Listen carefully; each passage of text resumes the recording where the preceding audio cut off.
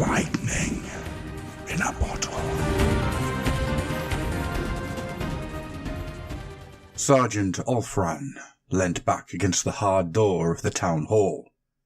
The splintered wood shook, a unrhythmic juddering produced by dozens of battering fists. The moans of the dead were loud in his ears, their rotting faces visible through rents smashed in the door. The sight caused every part of him to constrict, reducing him to a hard knot of fear. "Brace the door!" he bellowed. "Brace the bastard door!" Several of his men had been backing into the shadows of the town hall, eyes huge and faces bloodied. At his strangled cry, they came to their senses and rushed to help him. "Sarge, what in Sigmar's name are we going to do?" shouted Swordsman Dens. "It's only a matter of time before they get round the back way," panted Handgunner Laszlo.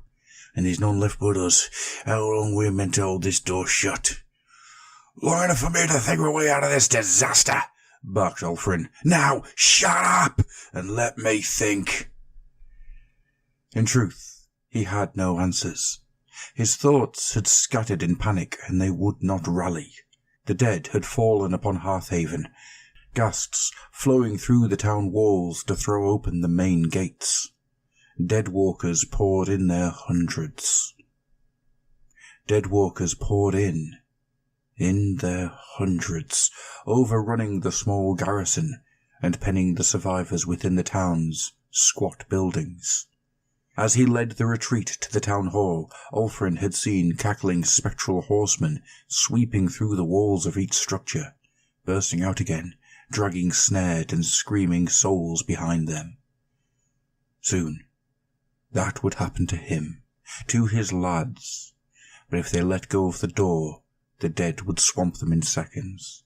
Panic tightened his chest, and the booming of the dead walker fists on wood echoed in his head. Alfrin screwed his eyes shut and tried to think.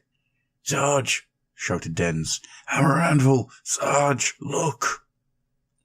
Alfrin's eyes sprang open in time for a bolt of black lightning to sear a line across his sight. He blinked, tearing up as more bolts flashed outside, visible through the rents in the door. The dead were blasted apart, scorched flinders of skin and bone filling the air like shrapnel.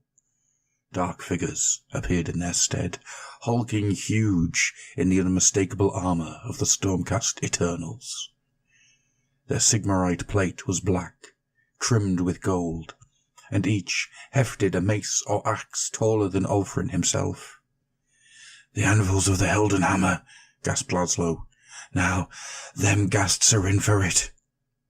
The black-armoured stormcasts waded into the enemy. Incorporeal things came at them in grasping masses, stabbing at them with ethereal blades and hissing their hate from hollow jaws. Grim and silent, the anvils struck them down. Each swing of their mighty weapons filled the air with crackling contrails, and wherever their blades hit home, the servants of Nagash were torn to fading tatters. "That's right," snarled Alfrin through gritted teeth, slamming his palm against the inside of the door. "That's right, tear them apart." He was manic with sudden hope and the satisfaction of seeing his persecutors suddenly become the victims. The Stormcasts had fought their way into the town square, and now the dead were pouring in at them from all sides. Still, they swung their great weapons, tearing through the enemy like harvestmen at the reap. Then, one of them trod in a writhing corpse and his foot slid, just enough to throw his balance. Dead walkers surged, for all the world like a cresting wave that broke upon the bulwark of the anvil's armour. He was borne off his feet by the press, buried in writhing, biting flesh. Alfrin winced at the sudden flash of lightning that blew the corpse mound apart and went darting away into the skies. Dimly, he understood that he had just seen a Stormcast Eternal killed, but he couldn't quite process the idea. He clung instead to the hope that the rest of them would fight on and deliver him from danger. The second warrior to fall did so, standing against the headlong charge of a ghostly green horseman. She swung her huge mace, obliterating one wraith, then another, The next wraith span its spectral scythe and sent the Stormcast's head bouncing across the square. Head and body both had exploded into lightning and flashed away before the severed cranium could roll to a stop. Ulfrin saw more ghasts flowing from the streets around the square, and then yet more. Dead walkers stumbled through them like drunkards through the fog, flailing and clawing as they made for the Stormcasts. Flash! Another anvil fell, impaled by a dozen spectral blades. Flash! Another, torn limb from limb by corpses. Flash! Another. Flash! Another. And then only the leader of the Stormcasts remained, backing away before the horde, still swinging his axe in deadly arcs. He had almost reached the door before a terrible shape rose amidst the bellowing cloud of ghasts that filled the square. It was a hunched thing, huge and lambent, festooned with rattling manacles and weighted chains.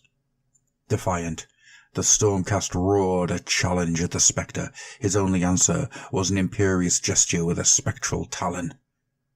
The ghasts raised a storm of gleeful screams as they flowed up the steps and hammered the warrior backwards into the door.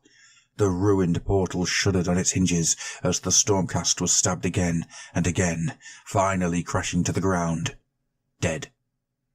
Only Ulfrin saw what happened next. Staring wide-eyed through a gap in the wood, with his knuckles jammed between his teeth, he saw the Stormcast's soul flicker like a candle in a strong flame.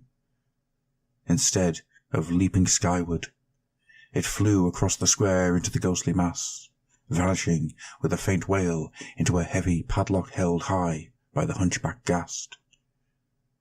The end came quickly after that for Sergeant Ulfrin and his men, but of it the sergeant knew little. By the time the door crashed down, he had already gone quite mad.